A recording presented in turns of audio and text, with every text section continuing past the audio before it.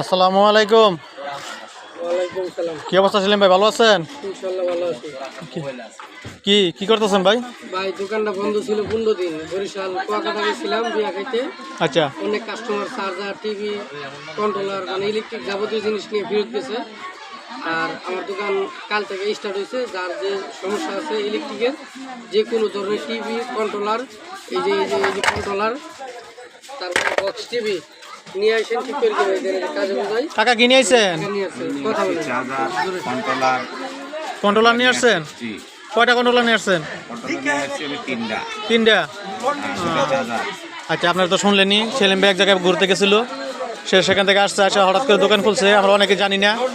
তো আপনারা সবাই এই যে একটা নতুন ভিডিও ছাড়লাম, এই যে কাকা কিছু কন্ট্রোলার নিয়ে আসছে, এই যে আমি কিছু চার্জার নিয়ে আসছি, আমার 6-7টা চার্জার জ্বলে গেছিলো, তো আমি সেলিম ভাইয়ের জন্য থুয়ে দিয়েছিলাম। যেহেতু সেলিম ভাই আজকে আসছে, আজকে দোকান খুলছে, খুলে আমার ফোন দিছিল, তা আমি আসি আর এই যে আপনার এখানে একটা বিনোদনের ভিডিও দিলাম, আর সেলিম ভাইকে একটু কথা বলবো, আপনারা কথাটা শুনেন। হ্যাঁ সেলিম ভাই। ঠিকানা হলো মহাখালী 7তলা চৌধুরীপাড়া আইপি স্কুলের সামনে আরাফাত ইলেকট্রিক দিয়ে সার্চ দিলে আমার নাম্বারে যোগাযোগ করতে পারবেন।